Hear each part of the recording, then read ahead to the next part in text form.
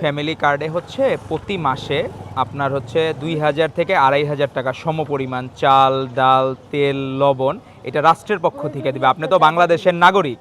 ধরেন ওই যে আমেরিকায় ট্রাম্প প্রেসিডেন্ট হয়েছে না, তো হেরা তো কয় আমেরিকারে কীভাবে আরও বড় করব, তো বাংলাদেশকেও কীভাবে আরও বড় করা যায় ওইটা পরিকল্পনা, যে আপনি যে এই দেশের নাগরিক, আপনার একটা অধিকার আছে না, এটা আপনার রাষ্ট্রের কাছে অধিকার। এই দেশে জন্মগ্রহণ করছেন, আপনার জন্য উপহারের দরকার আছে, এই উপহারই হচ্ছে ফ্যামিলি কার্ড।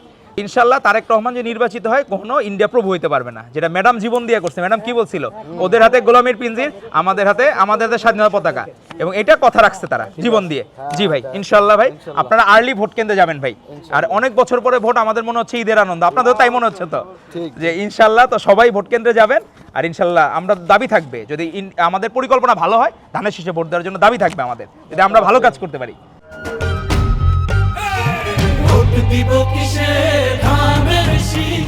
যে এটা কার নামে হবে জানেন? ফ্যামিলি কার্ডটা এটা আপনার নামে হবে, ঘরের যে মুরব্বী ওই মহিলার নামে হবে। তো জামাইকে একটু আদর বেশি করবো, কদর বেশি করবো তাইলে, যদি মুরব্বীর নামে হয়।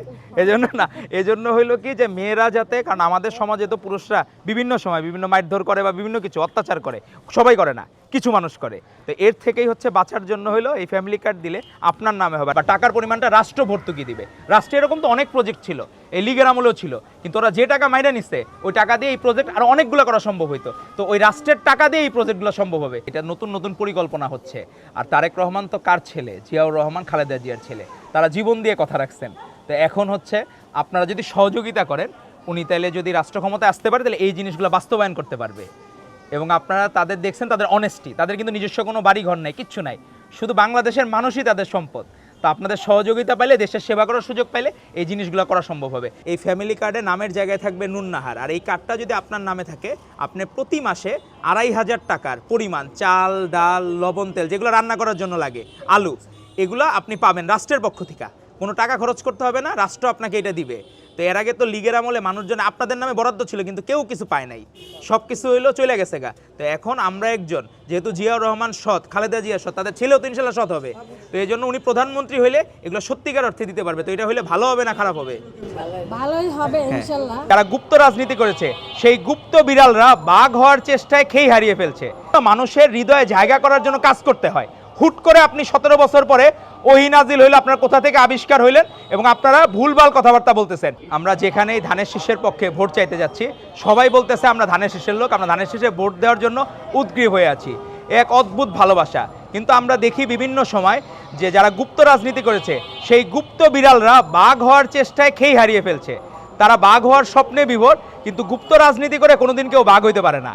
যদি প্রকাশ্য রাজনীতি করত, তাহলে মানুষজন তাদেরকে মেনে নিত, বরণ করে নিত, কিন্তু তাদেরকে মানুষজন মানতেছে না। গতকাল দেখলাম সেনানিবাসের গেটে একজনকে কেউ চিনতেছে না, সে তখন পরিচয় দেয়, তার পরিচয় কি? সে হলো তারেক রহমানের প্রতিদ্বন্দ্বী, তারেক জিয়ার প্রতিদ্বন্দ্বী, এটাই তার পরিচয়।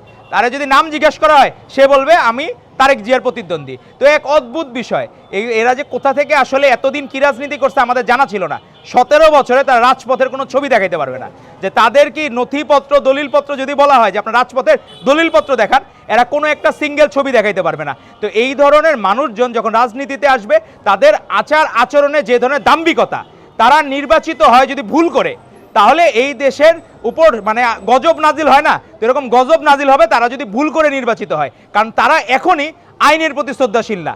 তাদেরকে বলা হয়েছে গানম্যান নিয়ে আপনি ঢুকতে পারবেন না, সে তো সুন্দর করে বলতে পারে আচ্ছা ঠিক আছে ভাই, আমি আমার গানম্যানটা রেখে আমি ভিতরে যাব।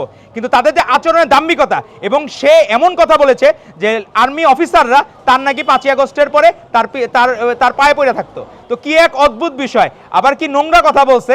তো এই জন্য মানুষের হৃদয়ে জায়গা করার জন্য কাজ করতে হয়। হুট করে আপনি 17 বছর পরে ওহী নাজিল হইল, আপনার কোথা থেকে আবিষ্কার হইলেন, এবং আপনারা ভুলভাল কথাবার্তা বলতেছেন। আপনারা আগে আইনের প্রতি শ্রদ্ধাশীল হন, আগে আপনারা দেশকে ভালোবাসুন, দেশের আইনকে ভালোবাসুন। যে দেশে আমি বসবাস করি, সেই দেশের আইনের প্রতি আপনাকে শ্রদ্ধাশীল হতে হবে। আপনি তারেক জিয়ার প্রতিদ্বন্দ্বী, আপনি এইটাতে মনে করেন আসমানে উঠে গেছেন তা না। স্বয়ং তারেক জিয়াও নমনীয়ভাবে মানুষের সাথে কথা বলে, স্বয়ং তারেক জিয়াও কারো কোনো অসুবিধা হলে ঢাকাতে ব্যাক করে উনি সরি বলছেন বাংলাদেশের মানুষের কাছে। আর আপনার কি আচরণ?